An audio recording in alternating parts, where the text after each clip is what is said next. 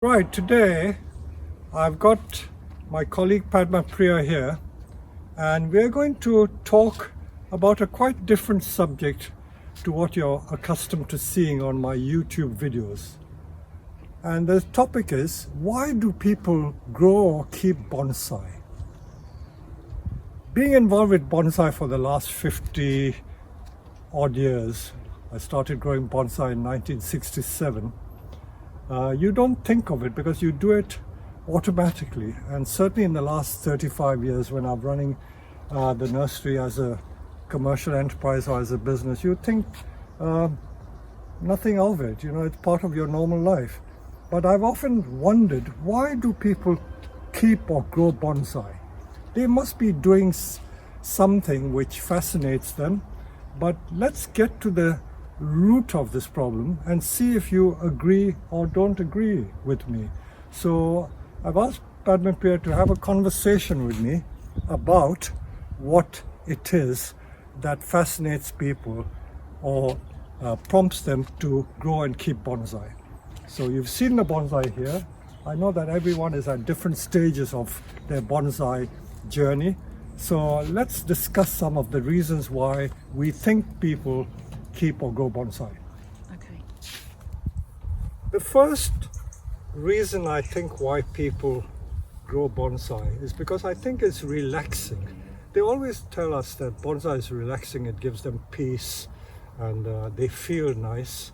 And of course, in this environment where it looks relaxing, this is all part of the aesthetics and ethics of bonsai, where we have the simplicity that surrounds us, and that adds to the relaxation element. So what do you think about that relaxation bit? Because you're into meditation and relaxation, so give us some of your thoughts about this.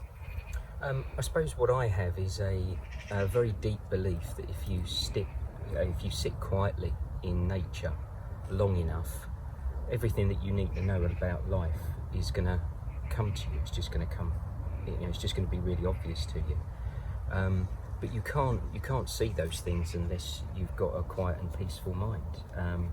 But what if you live in a busy city? I know not everyone has the privilege of living in surroundings like this. You could be living in a city flat, or right absolutely. in the middle of London. So how do you get the peace and tranquility there? I think that's where things like bonsai come into it. I think things like bonsai or art generally, I think those sorts of things can essentially just give you a moment of pause in an otherwise busy life. So it could be transporting you to another world, is it? You think so? I would say it's probably more about going deeper into this one rather than necessarily going somewhere else. It's almost like a returning to what you are at your depths rather than sort of reaching for something outside of yourself as such. But yeah, I think that any kind of art form, but particularly live art, because that mirrors life. By being alive itself.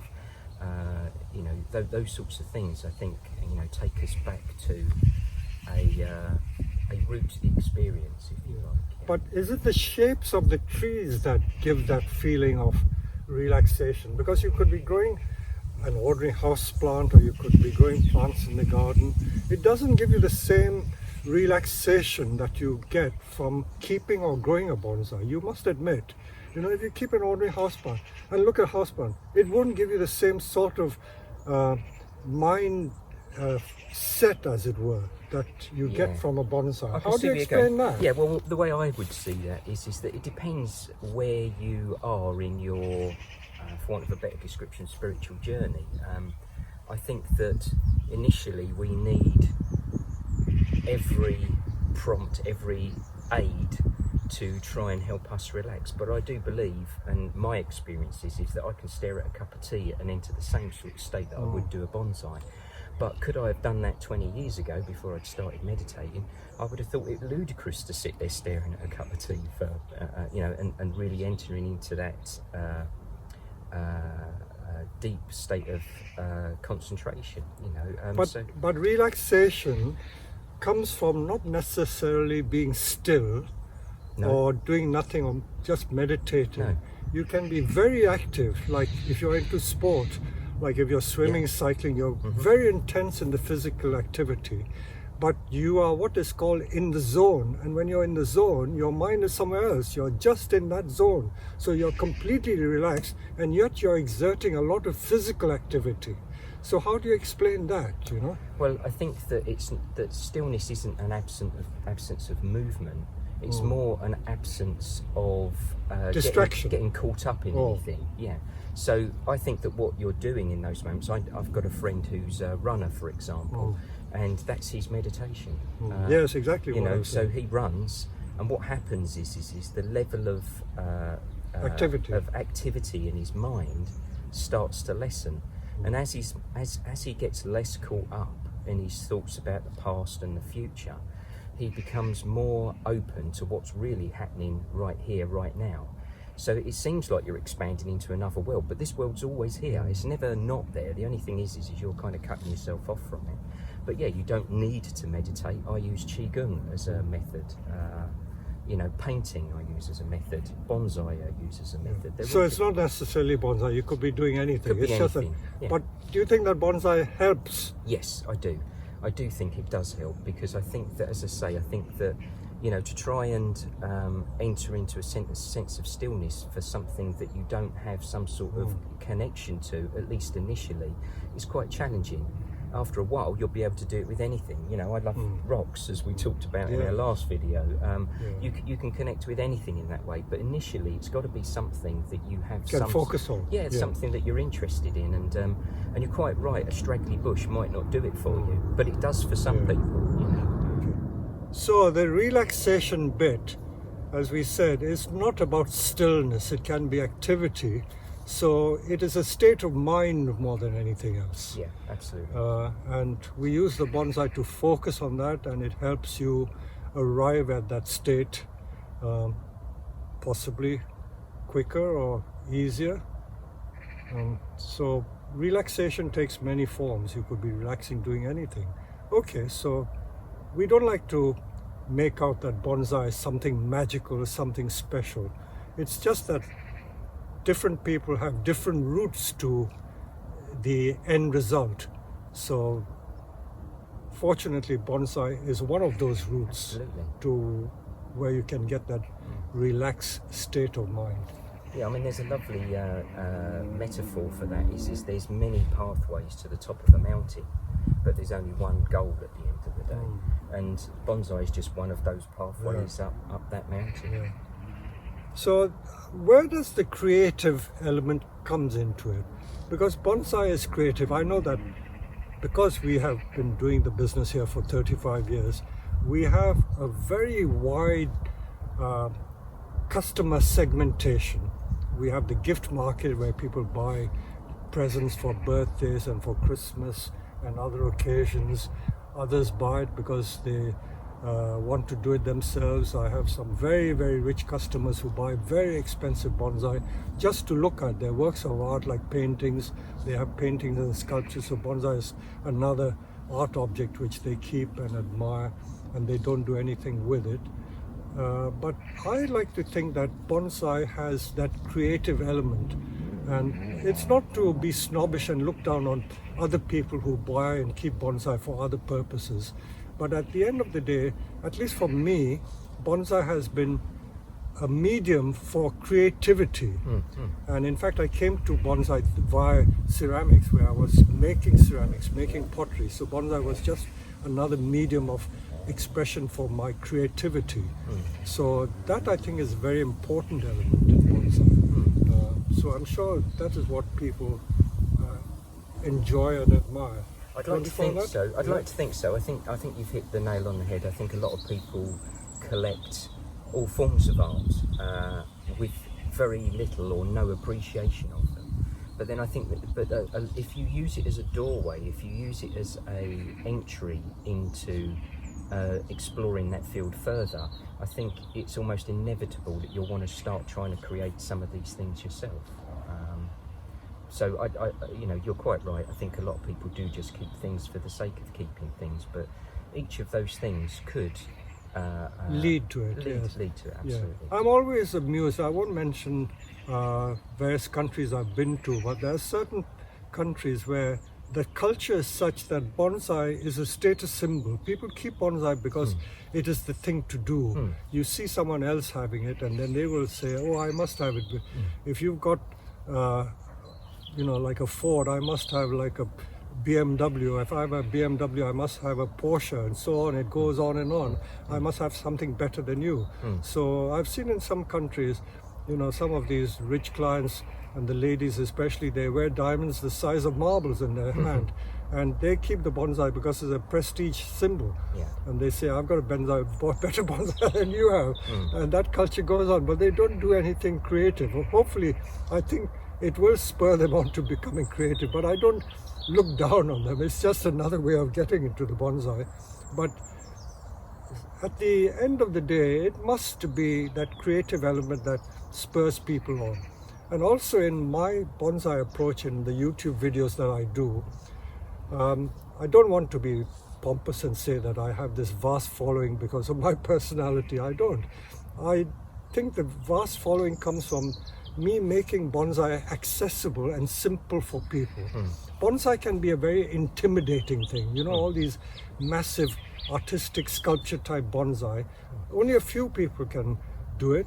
I admire them, and we all admire them. But it doesn't encourage the ordinary hobbyists to do bonsai. They've got to be involved in the creativity themselves.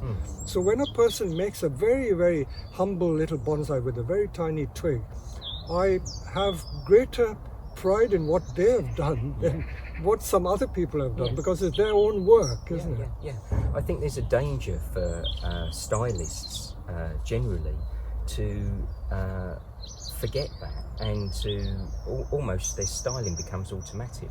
I've been round and met a few other stylists in the UK, and we saw a few in Japan, and you can almost see the same style over and over and over again. But it's only inaccessible. You can never attain it, isn't it? Well, they've kind of lost maybe the spirit of what they had when they first got into it. It seems that they've sort of they know what they're doing so well that the sense of creativity, you can create something, but creation is infinite. You're constantly going.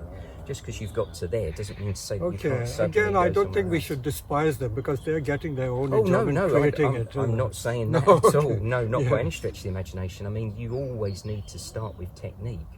But it is, it is that old Enzo sign. It's a circle. It's you start off with, consciously incompetent, and you go right way round to unconsciously But incompetent. I think I'm coming from a different angle, really, because I've always liked teaching people. So for me, getting people involved in bonsai from the very beginning, from almost the elementary ABC stage to a higher stage, so that gives me my pleasure. So teaching people to be creative that way has been the focus of what I've been doing lately in YouTube, and all my books. In fact, my first book was written in 1984, and even to this day, the so-called purists will laugh at it and say there's a rubbish book because it's too simple. There are no good trees. That was not the purpose of the book. That book was to show how accessible bonsai was, how it is, and that anyone can do it. So that is the focus and the end objective of those books. So I still like to think that I'm encouraging people to be creative from that starting point, however simple it is, because as long as you've done something creative, I think everyone is creative by nature, and there are degrees of creativity, and as long as you've been creative, then you've got some self-satisfaction. That applies to any activity, cooking, sport, or anything, even communication. You it's can be participation. creative. Yeah, absolutely. Yeah. I think with regard to sort of critiquing stuff, it's very, very difficult to critique anything, in my opinion, because ultimately you weren't there at the time it was done. You don't know the full set of circumstances. So to say that something's good or bad, you don't really know the full picture. So it's very, very difficult, for me at least, to go down that route. In that moment, it was what was, what was present there. Is what's then manifested, and different people can be in different frames of mind from one moment to the next, and they will produce different pieces of art. Yeah, it's like that's the beauty of it, in a way.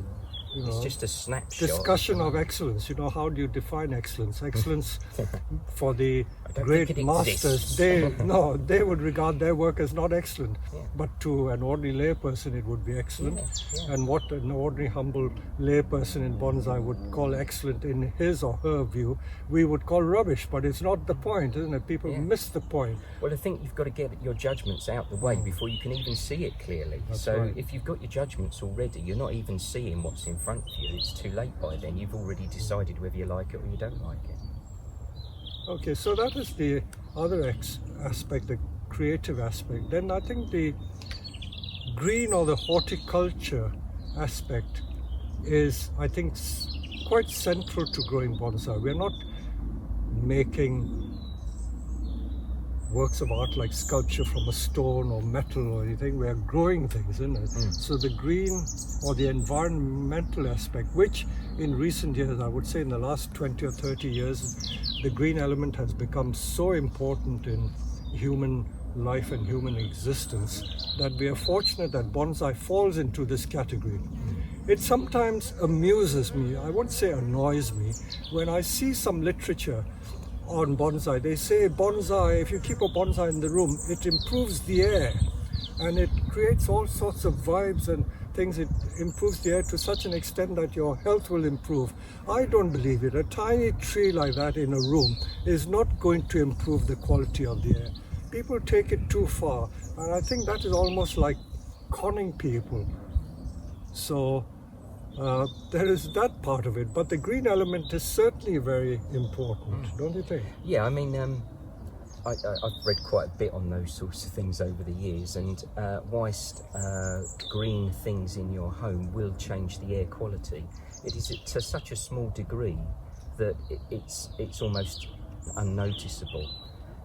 But I think things like colour quite clearly has a change on people's feelings and emotions. Yeah. So whilst maybe the amount of oxygen that plant is producing and the amount of carbon dioxide is stripping out of it is almost insignificant compared to the effect that the colour of it has, or the aesthetic that it has.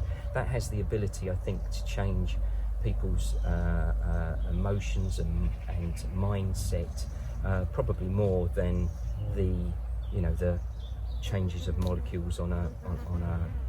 But I think the green or the growing aspect has many facets. In bonsai, growing things, as they say, creates patience and some diligence and discipline, because in bonsai there is a time element involved. Although I may give the wrong impression on my videos because I can create a bonsai in 3 minutes. That's not the point, but to get a good bonsai takes years, if not several generations to create.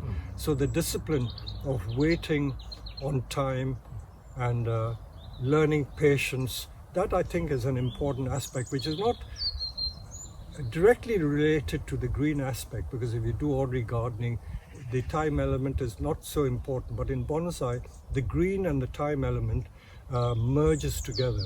So there is that aspect, I feel. Yeah, absolutely. I think you've made it quite clear that your primary aim has been to introduce and make bonsai accessible to as many people as is humanly possible. But I don't think I've ever heard you ever turn around and say that a specimen bonsai is going to be created overnight. And I think even when I first started here anyway, when I used to see you in the morning, I always used to see you just sitting in the zendo, just quietly just sitting there, just eating your breakfast, and you were clearly looking at things, so even though you might come out and do it all in 5 minutes or whatever, and we are a commercial nursery, so we have to do that, but even though it may seem like it's done in a short amount of time, you've looked at it. If you added all of that time up, you're already into probably hours, So I think that both from an actual styling point of view, but also from the point of view of making a good bonsai. I mean, I've only been here 5 years, and I've only just brought back one that you sold the other day, and that's been 5 years in the process. So. And I still wouldn't have thought that was finished. So, And of course, on the growing side, there is that caring aspect. It's like caring for someone, you know, a relative or a child or whatever. So there's that element of caring for a plant, you know, it is very close and personal. It can become that way. Well, I think that most of our life we're conditioned to look out for ourselves, aren't we? It's all about us. It's all about what we can get out of something. But the fundamental nature of all of life is that it's not just us. There's other as well. And I think that regardless how much you try to be as self-centered as you want to be, at some level of your being, you know that there's other. And doing something for other is great. And quite often, from a Buddhist perspective, I'm often asked by people, well, you know, what do you do when, you know, your life is really, really hard and all the rest of it, and it's really difficult and you feel like you're at your lowest ebb? And often my answer is just do something for somebody or something else. And I think that just lifts people out of that very narrow, very tight, and in my opinion, quite uncomfortable, egoic, sort of self-centered sort of nature. So it doesn't surprise me at all that people have different ways of expressing their outlet, and bonsai is just one of those. It's just, you know, some people, they might just cook a meal for somebody. I mean, I see you do that often enough. Other people might just give a drink to the DPD man that turns up or something like that. There's always these ways where we can just open out a little so bit. there's the caring aspect of bonsai. I think that's very important, you know.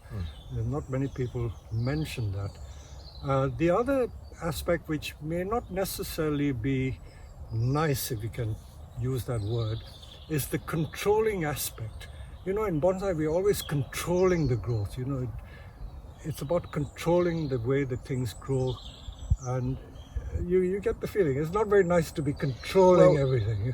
Yeah, I mean, the first person, as soon as I told somebody I was working in cruel to trees. Yeah, the first thing that Tamara said to me is that you're cruel, torturing to the trees. And in a way, this links back to something I said earlier on. You have to see the conditions which they're in. If these trees were in, you know, the universe isn't a benign place. I think there's a wrong view that the universe is some benign place and that these trees would all be wonderful in the wild.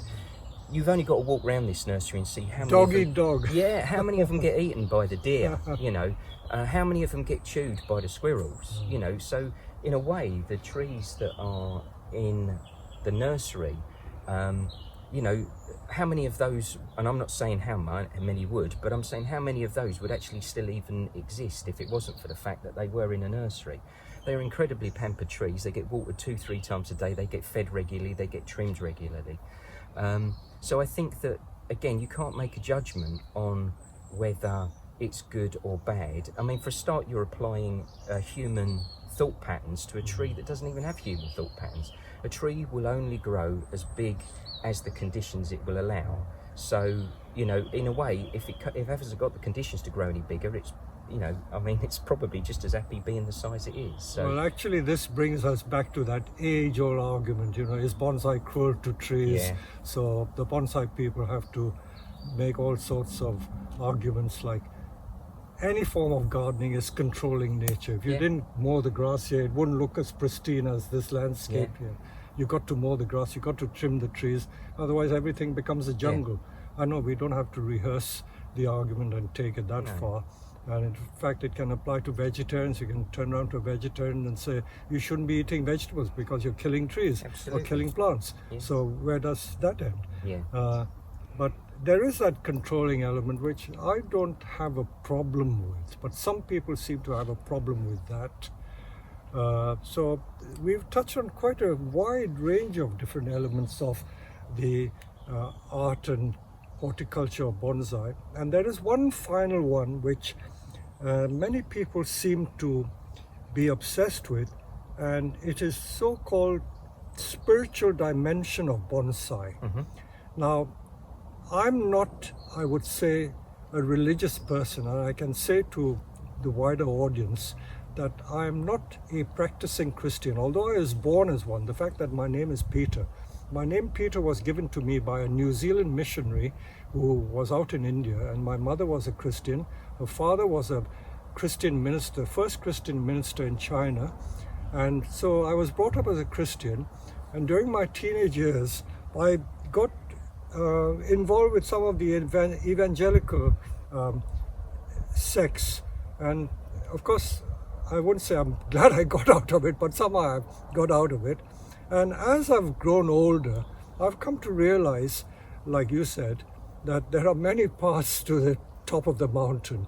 And I'm not fussed with it. I believe that all religions lead to the same path. Now, some Christians who are watching this video will say I'm being blasphemous, but this is what I believe, and I hope everyone else sees it that way. There are so many good things about all religions, you know. Hinduism is good, Islam is good, Buddhism is good, they're all good. It depends what you take out of it, and at the end of the day, it is being good to your neighbor, you know, do to your neighbor as you would like to have them do to you, isn't it? So it's that principle.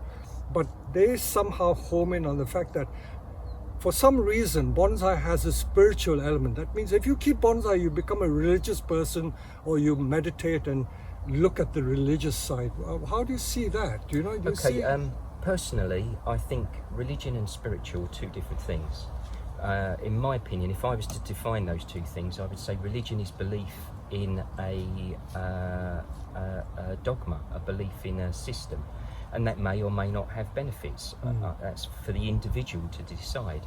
I think spiritual is different. I think the spirit of life, generally, just all of life, is to want to grow, to evolve, to become more than what it currently is. So I would say that I would say that Buddhism isn't a religion. I would say it is a lifestyle choice, and it is trying to live. The Buddha was not a god. No, he's not a god, you know, and you know, you're not being asked to believe in anything in Buddhism. So I wouldn't say that all religions are created equally either. But and I have, you know, explored a few, and the reason why I guess I came to Buddhism is because it comes down to questioning everything and finding out for yourself. But I think that is one thing that's aside. The spiritual side is living in accordance with the way things really are, rather than in the way that you think things should be. So how does bonsai come into that? Why do you think people have associated bonsai with that religious aspect? Well, from my understanding, and I'm not saying I'm right, but history tells us that Buddhism started in India, it then went to China, and when it was in China, it then eventually travels over to Japan. But it took a lot of Chinese culture with it, and bonsai was just one of those. There was many different things that, you know, really weren't practiced as such until you went to Japan. So the only real link between bonsai and Buddhism, at least, is purely the fact that it was taken in a suitcase of the Chinese traveller at the time. But you know, it's grown since then. Buddhism, bonsai has grown way beyond that since now.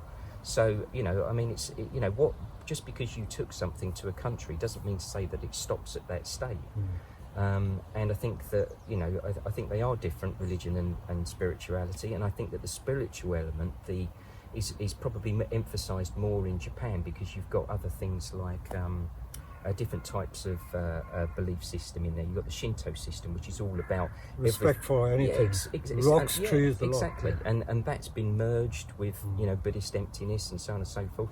But I would still say, going back right to the beginning, that a lot of people don't actually buy a bonsai to meditate. They don't buy it for that reason. Yeah, they don't buy it, and there is no worship in Buddhism as far as I'm concerned. It's all about what you can do to lift yourself and your environment to evolve altogether.